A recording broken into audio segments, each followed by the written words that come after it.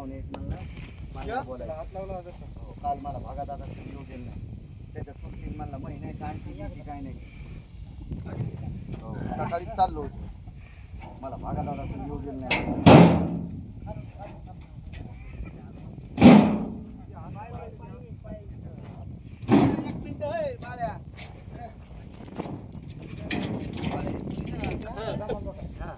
उभं करा रे हा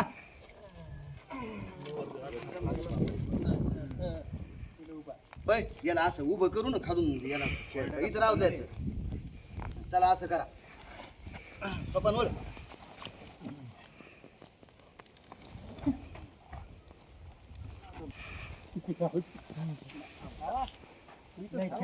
पाईप बी लावता आला पाहिजे नाही काका इथं लावायचं इथं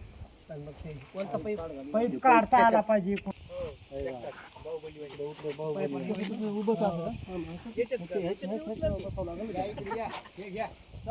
बाबा त्याच्यावर बसवावं लागेल का हे दुसरं नाही माझं मत आहे असं जरी टाकलं इथं आडवं असंच का हो ह्या तोंडाव खाली हो असं घ्या असं मागं घ्या मागं खालून मागं नाही असं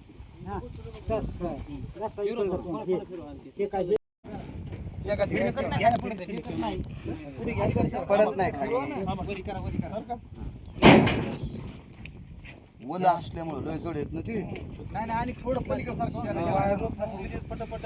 वर करा अर्धा फूट वर घ्या ट्रॅक्टरनं भरली दार भरली वायर रोप ना खालून उठला ना पुढचं तोंड उचलं नाही हा बस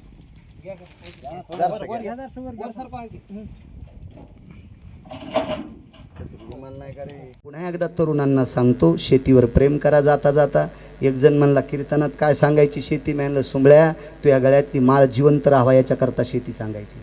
ज्याला शेती आवडत नाही ज्याला काळी माय आवडत नाही तो भडवा परमार्थ सांगण्याच्या लायकीचा नाही मला देवापेक्षा आणि संतांपेक्षा शेती आवडती बाबाजी त्याचं कारण सांगतो कारण सनातन जिवंत ठेवण्यासाठी शाकाहार लागतो आणि शाकाहार फक्त रुद्राक्षाची आणि तुळशीची माळ जिवंत ठेवतो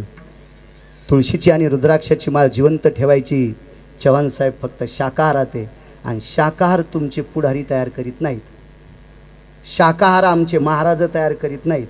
शाकाहार या देशातले शिक्षण क्षेत्रातले तयार करीत नाहीत शाकाहार या देशातले डॉक्टर तयार करीत नाहीत शाकाहार तयार करण्यासाठी गरिबाचं रक्ताचा घाम होऊन मातीत पडावा लागतो त्यावेळेला गहू ज्वारी तयार होती आणि ते तयार करायचं खातं कोणाकडे असेल तर शेतकऱ्यांकडे असतं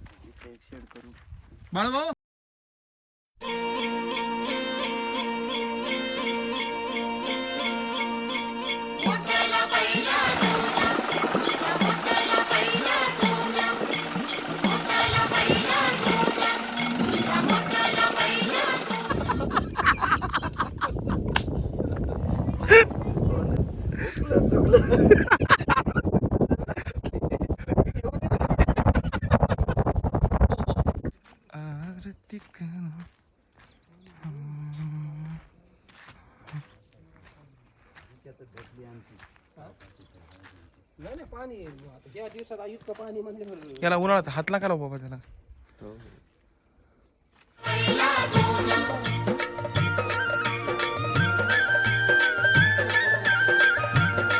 तिला जास्त पाणी आहे फक्त तिचं काय करायचंय तिच्यात गाळ जास्त गेला रुंदवायची पुन्हा ती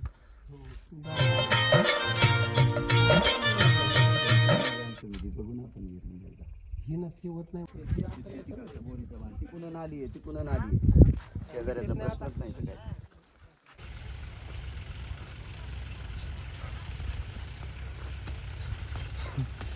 बाबाचा काय उद्योग चालला काही